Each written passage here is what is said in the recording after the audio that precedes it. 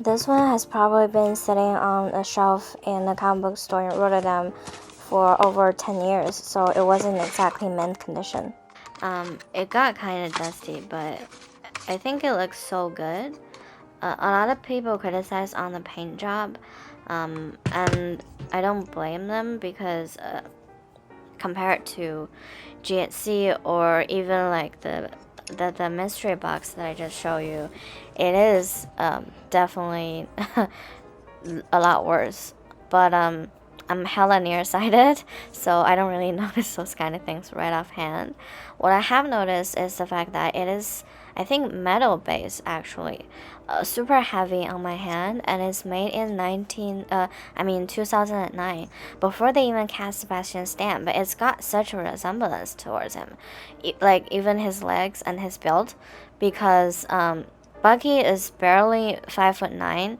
He has a lot of charming features, but having long legs are not one of them. I feel like normally a lot of comic Bucky figures are kind of funny looking. Maybe I didn't came across with a lot of good ones, but this one I think is really beautiful and sexy. The most thing that I love about is its texture. It's so heavy, like because I think it's metal based, so it's definitely got a special feature than like all those plastic ones.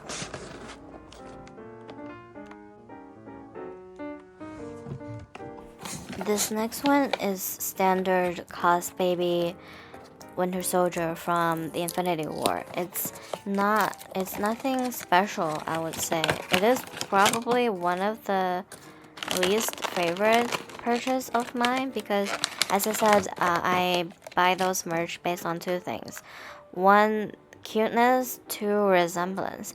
I don't think this one has either. I mean, like at that time, there wasn't a lot of Bucky toys still on sale and still affordable to me. So I thought this is probably one of my first Bucky toy.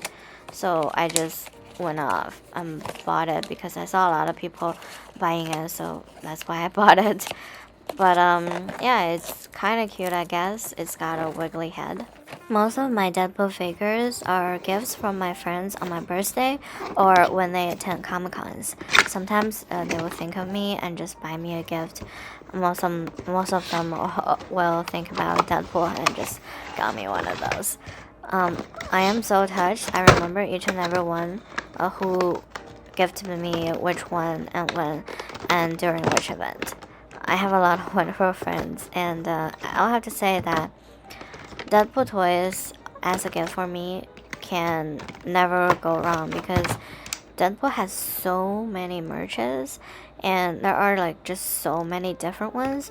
It's pretty hard to buy me something that I've already got, and no one has done that ever. So yeah, these four actually I think came to me from my friend on my 2018's birthday, and yeah, I remember we went to have a really nice dinner and then we went to see the movies. I can't remember which movie, but I feel like it's a Avengers. I think it is Avengers. Oh no, it couldn't be. But anyways, it was a really nice day and I really like those toys. The one with Deadpool taking a selfie and with all those unicorns are from a friend who attended the San Diego Comic Con, and she got it for me there. And the clown one is from another dear friend who just saw this in an Italian store and she just got it for me. I love them very much, Deadpool and my friends. So this one is Lady Deadpool. He's got like a cute little blade, and the blade is actually really well made.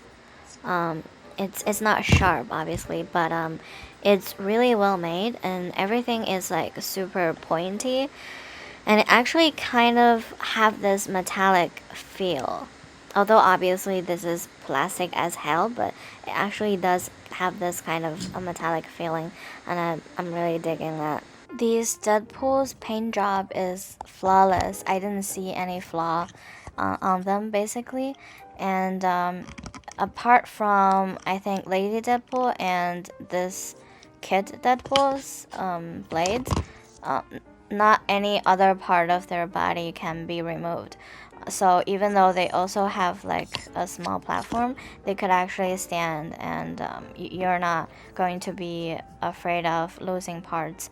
Normally I wouldn't go for tsum, but this one is metallic, and I felt like something about metallic figures just gives me like different kind of feelings, and I love them very much. And this one is also a gift from my friend.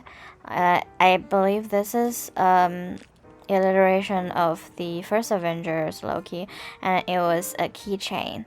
I didn't really use him because I love him too much. I don't want to lose him, but it's super cute and it's super tiny. Sorry about the dust earlier. I cleaned it off a little bit because I like this one really much, so I displayed it onto my desk. So it was a little bit dusty. Some of you might have noticed this. It was one of the commission that I got from Scott Koblish, who draws some of the Spiderman Deadpool comics, and also other part of the Deadpool comics.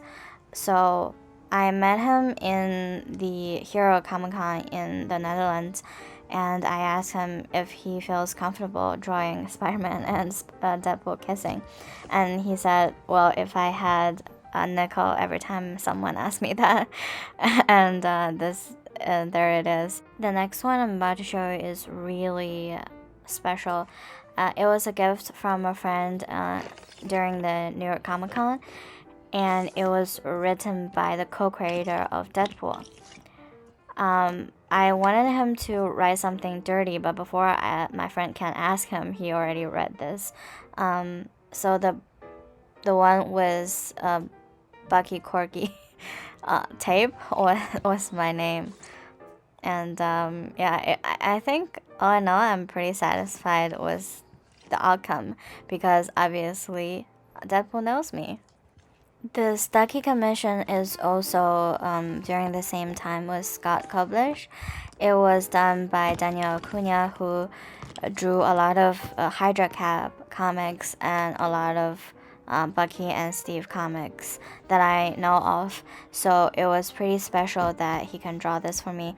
However, if you can believe it, I actually wanted him to draw Steve and Bucky kissing, but his translator wasn't here, and he doesn't really understand that much English, and I can't really speak that well of Spanish, so we had a little bit of miscommunication. But I'm pretty satisfied because he is a genius. He drew all these in, I think, under 20 minutes, and it was remarkable, amazing, like just amazing. And he offered to draw hearts on their heads, so I was pretty happy. I'm not like a hardcore Stucky shipper, but I read a lot of fanfiction because the fanfiction on Stucky is really great. There are a lot of great talented writers on Archive of Our Own, but I really do like Steve and Bucky, and I feel like we have seen them hanging out and fighting together very so often, so I thought like having a Steve kissing Bucky would be really fun. That's why I wanted to get it, but I didn't. But that's okay. I think my biggest flex is actually my comics collection. I mean, compared to someone who has been reading comics their whole life, this might not seem like much, but I have only been collecting since 2016. So, and I'm a poor student, so I can only do it with my pocket money. That's why I think this is impressive for me personally. And my comics are actually more than you see it here because almost all of them are double bagged. So the final flex is my Captain American shield. It's made by metal. It's not officially licensed by Disney, but it's really beautiful and it's super heavy. It's got all the right metallic features that a capped shield should have. And I especially love when the light hits the shield. It kind of gives this like shinier than the real shield kind of feeling. So I'm been pretty obsessed. I really love to have the official licensed caps shield someday, but last time I checked, that cost $3,000, and there's no way that I will be able to afford that anytime soon. But fingers crossed, right? That's all, guys. Thank you so much for watching, and I hope I can see you on my next video. Bye!